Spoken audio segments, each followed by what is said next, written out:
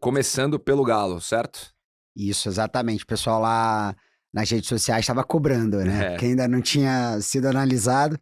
Vamos matar aí agora com o lançamento também do relatório Convocados. Agradecer vocês que ajudou bastante aí boa. o estudo pré-episódio. E até pra quem tava reclamando com a gente, o Bruno Musi veio aqui antes da gente começar essa série, então quem tiver curiosidade pra aprofundar em Atlético Mineiro, busca o episódio com ele aí, que foi um episódio bem legal. Ele explicou bastante, principalmente a relação do Atlético Mineiro hoje com a dívida, que é uma dívida que chama muito a atenção. Então quem tiver interesse em se aprofundar mais na realidade do Galo, retorne a esse episódio aí que ficou super bacana. Mas vamos lá, vou jogar os números aqui pra gente começar pelo Atlético Mineiro. Que ano passado teve a sexta principal receita do futebol brasileiro, e uma receita de 607 milhões de reais, 30% superior ao que ele receitou em 2023. Claro que teve um impulsionamento grande aí da performance esportiva, chegando em finais de Copa Libertadores e Copa do Brasil.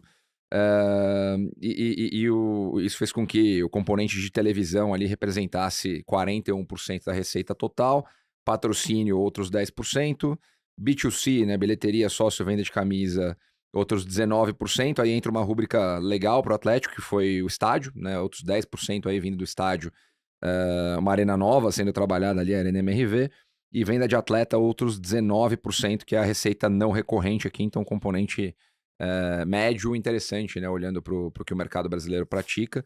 Lembrando que a venda do Paulinho para o Palmeiras vai ser contabilizada no exercício 25, não 24, então esse número não está distorcido por isso. E aí, antes de passar a bola para o Chataque aqui, só o ponto, né, a gente debateu bastante no último episódio com o César Grafietti aqui, ponto de atenção, né, sinal bem amarelo para o Galo aí é o endividamento.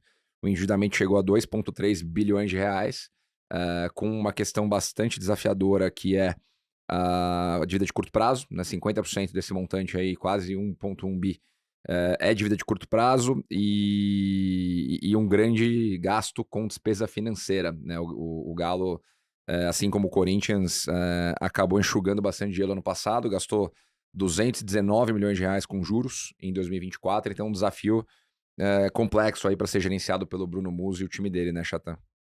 Perfeito, Pedrão. Bom, primeiro eu tenho me comprometido aqui a olhar sempre o lado bom, né? Claro. Porque quando a gente solta aqui dívida, juros e tudo mais, acho que a gente acaba ficando preso, porque são números cavalares aí no futebol brasileiro como um todo.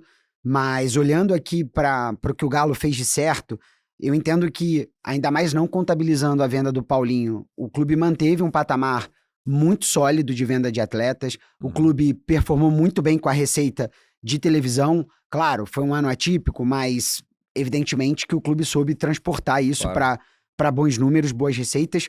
E eu fiquei muito feliz com a questão da receita do estádio, porque foi a oportunidade que a gente teve de começar a entender melhor como que esse número está sendo consolidado nas novas arenas. Então, Sim. toda vez que a gente fala assim, olha, vai ter venda de camarote, a arena vai representar uma linha importante da receita, eu sei que a gente fala isso como um conceito quase que imaginário para os clubes terem vontade de construir novas arenas. Uhum. Mas talvez esse seja um medidor importante para a gente olhar o quanto na linha de receita os clubes podem se beneficiar de uma nova arena, né, da sua Uhum. própria casa. Então, acho que o clube mandou muito bem nisso e de fato, são receitas que a gente precisa deixar claro aí, muito que a gente conversou aqui com o César, né, que os clubes vêm fazendo um dever de casa administrativo, estrutural, operacional muito legal. Então, a gente, desde o ano passado aqui, vem defendendo a profissionalização da indústria do esporte e hoje, se ela começou com atletas e empresários, hoje a gente já está vendo os clubes serem bem geridos ali em cada Uhum. departamento com a sua linha e tudo mais. É, E até pegando o gancho no que você falou, cara, o ponto do estádio é bem interessante, né? Porque a Arena MRV representou aí 10% do resultado, mas eles não usaram a Arena MRV durante o ano todo, né? E como toda casa nova, né, você tem vários ajustes para fazer depois que você entra, né? Passou anos construindo, reformando, a hora que você entra, você tem que ir ajustando as porcas e parafusos ali. Eles, né, fecharam a arena no final do ano para vários reparos, né, incluindo a questão do gramado. E esse ano vão ter o primeiro ano praticamente cheio aí de utilização da arena. Né, não usou no Campeonato Mineiro, mas enfim, agora volta aí para o restante do calendário com o Campeonato Brasileiro, Copa Sul-Americana, né, começando a fazer eventos também não voltados para futebol. E a gente espera que no ano que vem a Arena apareça aí como uma fonte geradora até superior a esses 10%. E um outro ponto interessante que tem totalmente tudo a ver com o ano esportivo que o Galo teve, é que se a gente olhar, né, o investimento em elenco do Atlético 23 comparado a 24, 24 ele gastou o dobro, né, do que ele gastou em 23. Felizmente teve o resultado no campo, aí o elemento alavancagem ele entra em cena de novo, porque você tem uma dívida muito grande para servir, então tem o desafio de cobrir o pé, né, descobrir a cabeça aí. Mas em todo caso, o Bruno Musi falou bastante com a gente sobre isso aqui, que eles têm um plano lá, olhando para a dívida de forma segmentada, né? O endividamento que envolve a arena, o endividamento fiscal, o endividamento de microambiente do futebol ali, olhando CNRD, olhando casos que estão tramitando na justiça. Então, aguardar aí para ver como eles vão conseguir executar esse plano em 2024, né? Perfeito. Acho que essa segmentação da dívida ela é importante. A gente vem falando isso desde vencidas até a vencer, mas também olhando para as vencidas, cada uma nos seus slots.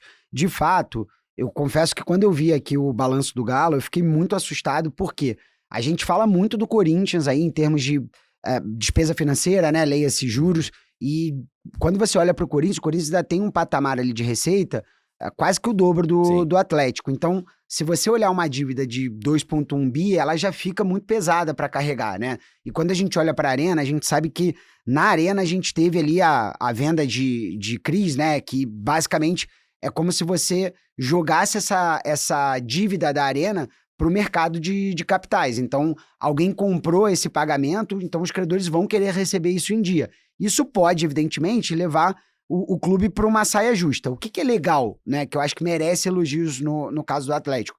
É difícil você vender um atleta como o Paulinho, que hoje deve ser top 5 em termos esportivos no Brasil. E eu acho que o clube passou um recado legal na virada do ano, assim como eu tenho defendido bastante o São Paulo aqui, justamente porque o clube falou, olha, realmente apertou. Não tem como segurar, né? Exatamente. Então, esse ano eu vou dar uma segurada.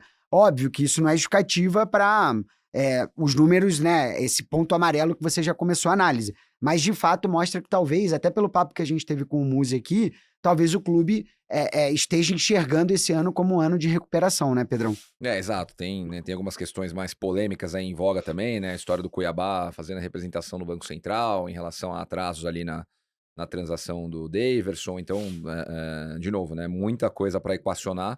Bruno Musi é um cara super capaz e esperamos que o ano de 25 seja mais suave, principalmente na gestão de caixa e endividamento, para que o Galo consiga, né? Ele comprovadamente é um clube campeão, vencedor, gerador de receita, ele consiga fazer aquilo que a gente sempre fala, né? Diminuir despesa, diminuir endividamento, aumentar a receita e sobrar dinheiro no caixa.